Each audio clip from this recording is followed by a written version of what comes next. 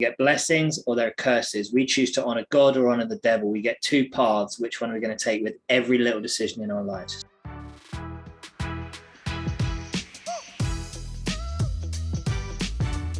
Welcome to the Bible in 1 Year podcast, brought to you by two Brits and aBible. Today's 68, and we're covering Deuteronomy 30 and 31.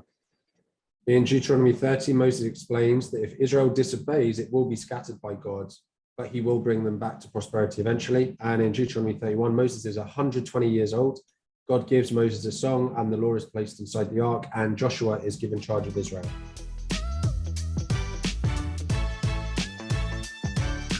Oh man, it's so much nicer when it's just two chapters that I have to do a review for. Yeah. I feel like I can just, relax. It's only a few seconds. Yeah.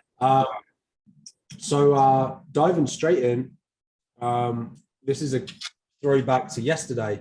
We were talking a lot about how it was hyperbolic language, the subjunctive mood, juxtaposition, all these great English terms, right? The Lord your God will restore your fortunes and have compassion on you and gather you again from all the nations where he scattered you. That's also a reference, I guess, to when I was saying you'll go forward to your enemies in one and scatter in seven ways.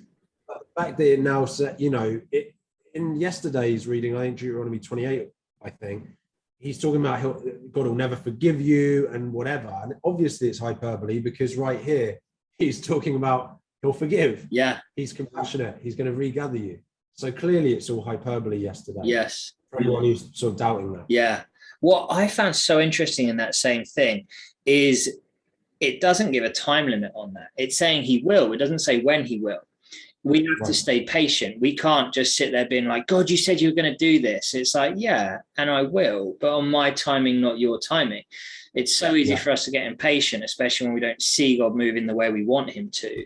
But actually, you know what? Sometimes we need to go through the difficulties and spend time in that to really, like, again, we were chatting about yesterday, dig out the root of a problem or whatever. It has to be done properly, and that can't be rushed.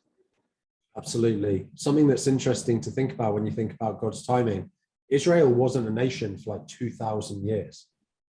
So it was like predicted that Israel would come again and everything. Mm-hmm. And imagine how many people would have been like, after even 100 years, they'd be like, nah, it's not God's, or whatever, right? 2,000 years later, Israel gets reformed after World War II. It's mind-blowing. It's mind-blowing. But then, we're talking about God who's outside of time. So it's not, it's an interesting thing to think about heaven sometimes, because we won't have this concept of time that we have now. It won't feel like this because time won't really be a thing anymore. Yeah. Yeah. Like eternity is just, there is no beginning or end to eternity. Exactly. Whereas we're living in a finite world right now. Anyway, that's above my pay grade. How dare I? And that you may love the Lord your God, listen to his voice and hold fast to him, for the Lord is your life. And he will give you many years in the land he swore to give to your fathers, Abraham, Isaac, and Jacob. Deuteronomy 30:20. That just happens to be the verse I chose, but there's this constant repetition of that. I will give you the land I swore to your fathers, and I will give you the land that I promised you. So again, it's this whole repetition, reassurance, making sure that they hear him and hear his promise. Yeah. No, I love that. And part of hearing that promise is knowing that promise. And for me, that's where it jumps into 30 verse 14, where it says, no, the word is very near you. It is in your mouth and in your heart so that you may obey it. Like that whole it's in your mouth part of it. Again, just the visual language in there. Like actually, we should be talking about it. Our lives should be a testimony. We shouldn't be afraid to do this. We don't have to necessarily quote scripture to people, but actually just being willing to share our faith with people. We shouldn't do it in a occasional manner. It should be on our tongues. It should be in our heart. We should be so excited about this. We just want to share it with everyone. And it's kind of what you're saying there, man. This is a cool connection that's just come up. This is a Adam Bevan exclusive. So it also reminds me both of the book of Revelation and also Ezekiel. So Ezekiel is fed a sweet scroll, right? And I always was troubled by that image. I'm like, why is God feeding Ezekiel literally a scroll? It's so odd. But I think it's symbolic of exactly this. the words of my words, my promises should literally embody you. And then that happens again in Revelation. So I just think that's really cool. Now, I will say I had to Google which prophet it was that ate the sweet scroll just quickly in the background. I thought that's very good of you to pull that off the top of your head. Yeah, I mean, I for some reason I thought it was some other prophet, Jeremiah or something. Okay. But no, it was Ezekiel. There you go. So that's kind of cool.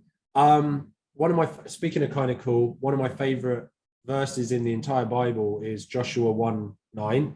We're going to get into the book of Joshua in a couple of days, but this is very similar to Joshua 1:9. I think it's literally almost the same. Be strong and courageous. Do not be afraid or terrified because of them, for the Lord your God goes with you. He will never leave you nor forsake you. That might be word for word Joshua 1:9, in fact. But that's Deuteronomy 31:6. And I think that is just something for me personally that is so important to reflect on and meditate on and have in my mouth and heart all the time, because it's so easy to be disheartened. It's so easy to, like try and do things on your own strength, or feel like if things aren't going your way that it's, God is not with you. Again, links to what you're saying about God's timing at the start, right? But he's always there. He will never leave you, never forsake you. And if things don't go your way, God's way is better anyway. Yeah. Right. So just so important. And this is obviously contextually, this is Joshua's about to become leader of Israel. So imagine just hearing that from God. Yeah. Don't worry, I'm with you. Absolutely. Always. It is near enough. Joshua 1:9 says, do not be afraid, do not be discouraged, for the Lord your God will be with you wherever you go. I took that same context, really, same concept. In Deuteronomy 31:7, it says, Moses summoned Joshua and said to him in the presence of all Israel, be strong and courageous. Later in 31, it's verse 23, the Lord gave this command to Joshua, son of Nun, be strong and courageous. So it's the exact same words, but he's hearing it from Moses, which would have been huge. He's followed Moses his whole life. He grew up like as his assistant, basically. And now Moses saying, be strong and courageous. He could take that to like, okay. And then later, God is like, no, this is me talking to you now. Be strong and courageous. Like what cool confirmation there.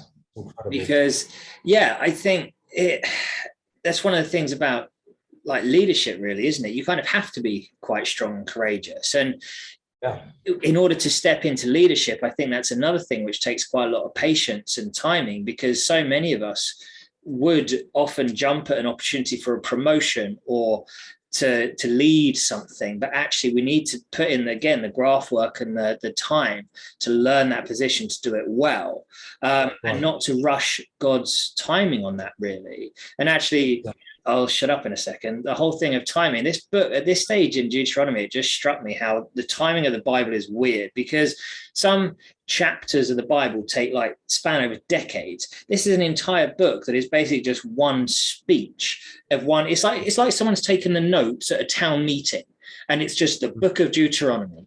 And it's just like, I don't know. I just love it. Anyway. Yeah, I love that. I mean, that's where I just feel like the Bible is so special, because you just couldn't make this stuff up. Like, you just couldn't. Nah. And the timings and the pacing of it is all perfect and planned. We'll end on a slightly more sour note, though. So Moses is 120, he's about to die. And he's like, I know that after my death, you're sure to become utterly corrupt and turn away from what I have commanded you. In those days, disaster will fall on you. So it's just so funny, isn't it, that Moses is just like, I know you're going to mess this up because you're all sinful, fallen creatures. Maybe it links to the bad root analogy as well on some level. But luckily, God is outside of time, as we've said. So he is going to put in place what needs to be put in place and get us there eventually. Yeah. So anyway. Cool. Well, as we've got about an extra 30 seconds, one thing I was going to mention earlier is with this whole thing, the blessings versus curses, the two choices. I once heard that you can take G-O-D, the word God, and put that into God or devil. And every decision we make, every action we take, you can choose to honor God or honor the devil. And we have to always choose to honor God. We get blessings or there are curses. We choose to honor God or honor the devil. We get two paths. Which one are we going to take with every little decision in our lives? So yeah, drop that nugget on you again. Insta at 2 Brits in a Bible.